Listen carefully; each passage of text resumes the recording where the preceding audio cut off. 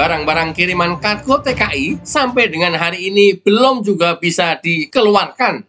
Kalau memang benar adanya belum bisa keluar karena peraturan yang sedang berproses dan menunggu disahkan, sebenarnya ada apa dengan Bea Cukai? Ada apa dengan Kementerian Keuangan? Dan ada apa dengan Sri Mulyani? Kalau benar BP2MI sudah bersurat ke Kementerian Keuangan, lantas kenapa pula juga belum ada hasilnya? Kalau seperti ini terus-terusan, wajar jika kami bertanya, ini Menteri Keuangan yang bebal atau BP2MI yang lebay? Bu Sri Mulyani, bersuaralah. Penjelasanmu sangat kami tunggu.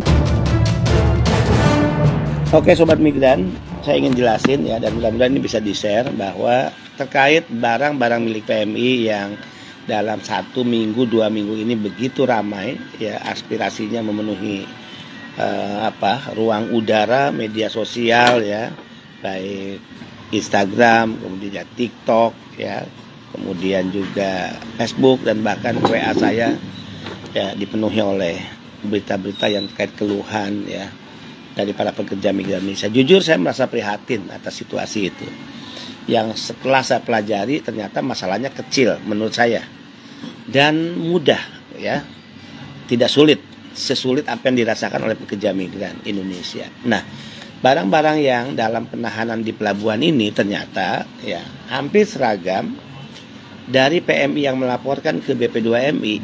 Jawaban yang mereka temukan dari petugas di lapangan adalah karena alasannya adanya aturan yang sedang digodok ya, atau belum disahkan.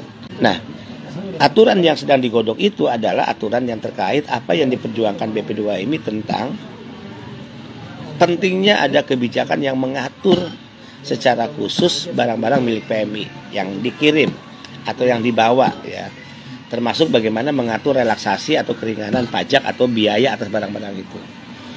Ya, nggak ada lain. Ada revisi Permendag yang harus segera dikeluarkan revisinya.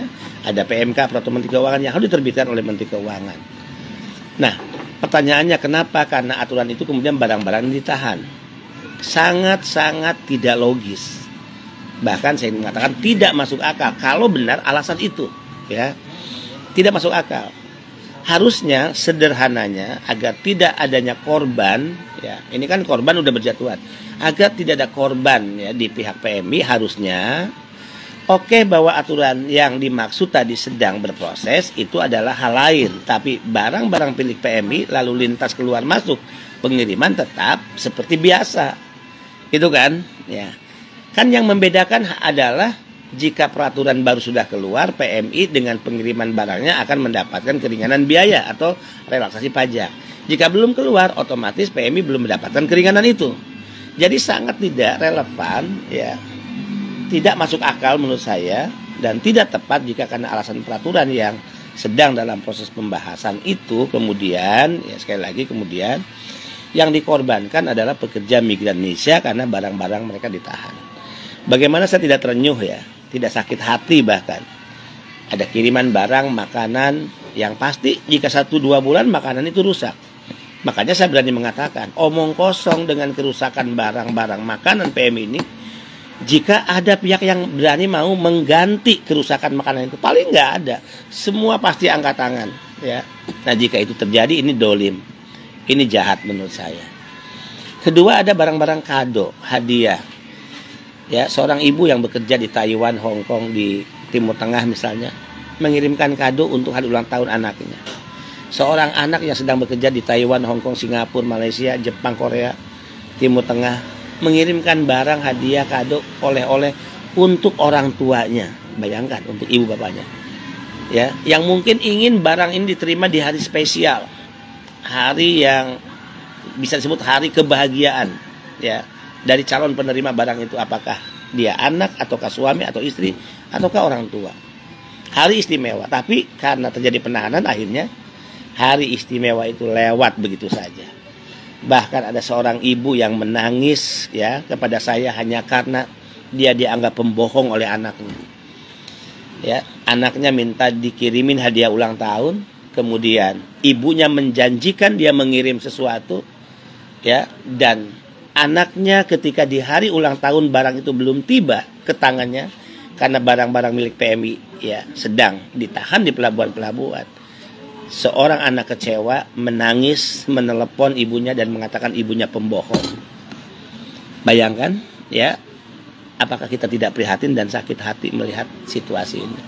Saya ingin menggunakan logika terbalik. Wahai Anda-Anda yang punya otoritas, jika itu terjadi pada Anda, kira-kira bagaimana? Jika anak Anda, jika Anda sekarang yang menahan barang-barang itu, tapi suatu saat jika terjadi pada anak Anda, di mana Anda mengirim kado yang tidak tepat sampai di hari istimewanya, hari kebahagiaannya, kira-kira apa yang Anda rasakan? Anak Anda hancur, dan Anda juga sebagai orang tua pasti hancur perasaannya. Ya, ini menyedihkan menurut saya. Termasuk bagaimana anak ingin berbakti kepada kedua orang tuanya. Mungkin si anak sudah terlanjur menjanjikan untuk memberikan sesuatu kepada ibunya, bapaknya. Dari jauh, dari hasil keringat, darah, air mata dia bekerja, ya, dia membeli sesuatu, dia janjikan untuk dikirim ke ibu bapaknya. Mungkin juga agar barang itu diterima, kiriman itu di hari istimewa. Tapi ternyata kiriman sang anak tidak bisa diterima oleh ibu bapaknya. Bisa dibayangkan, menyedihkan. Ya. Pertanyaannya, sampai kapan situasi ini harus terus terjadi? Ya. Ini yang kita tidak inginkan. Negara ini adalah negara demokrasi. Jika kita paham secara sungguh-sungguh, yang berdaulat di negara demokrasi itu rakyat, bukan penguasa. Bukan presiden, bukan para menteri, bukan para kepala badan, ya, bukan para anggota TNI, bukan para anggota Polri, ya, bukan para staf di kementerian-kementerian lembaga, bukan kepala daerah, bukan para anggota DPR yang terhormat, bukan. Semua mereka itu dipilih oleh rakyat, semua mereka itu menerima uang gaji setiap bulan dari uang rakyat, uang yang disumbangkan termasuk oleh pekerja migran Indonesia. Jadi dolim, jahat jika kita yang merasa menerima gaji tiap bulan, yang gaji itu dimakan oleh anak istri kita di rumah, yang dengan gaji dari sumbangan rakyat dan pekerja migran itu membuat anak kita masih bisa melanjutkan pendidikan, ya.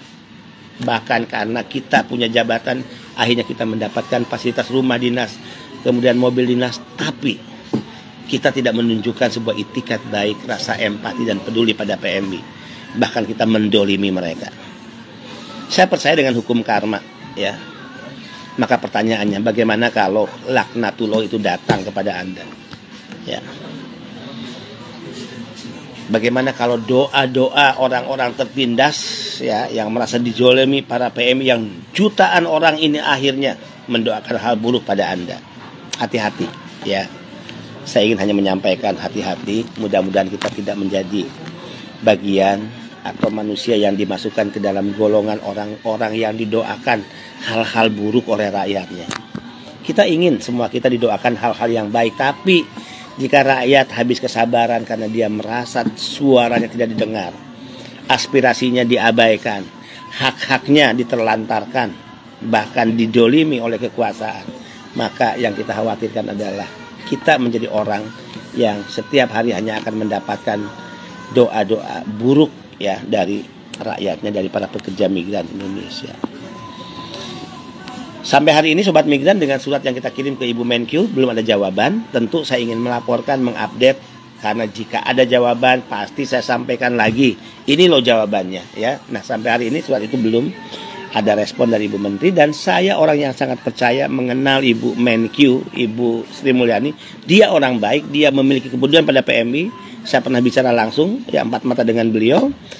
Nah, situasi ini pasti, ya, tidak beliau ketahui apa yang terjadi di lapangan dengan penahanan-penahanan barang. Sehingga, ayo speak up, teriakan, bunyikan, suarakan terus agar masalah ini sampai kepada Ibu Sri Mulyani dan juga sampai kepada Bapak Presiden Republik Indonesia. Saya masih percaya dengan Presiden, ya, kita juga. Saya percaya dengan Ibu Menteri, kita juga. Mereka orang-orang baik, ya. Insya Allah ini sampai kepada mereka, dan apa yang menjadi penderitaan PMI, ya, cepat selesai dan cepat diakhiri.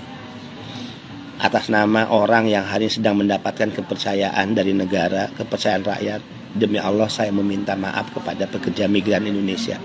Walaupun saya tahu ini bukan kewenangan saya. Saya wajib minta maaf karena kewenangan yang terbatas yang saya tidak memilikinya untuk membebaskan PMI dari problem ini. seandainya itu kewenangan saya jamin, saya garansi, ya, tidak ada hal yang seburuk ini yang dialami oleh pekerja migran, ya. Sehingga ayo, saya sudah mewakafkan diri saya bernazar, saya berikan hidup saya bersama-sama dengan para pekerja migran Indonesia. Perjuangan tidak cukup perjuangan saya sendiri, ya kita, tapi ini adalah perjuangan kita semua, kita bersama, ya, yang harus bersama-sama kita berjuang tanpa pernah mengenal lelah. Bu Sri Mulyani, sekali lagi penjelasanmu sangat kami tunggu. Jangan sampai ini menjadi presiden buruk.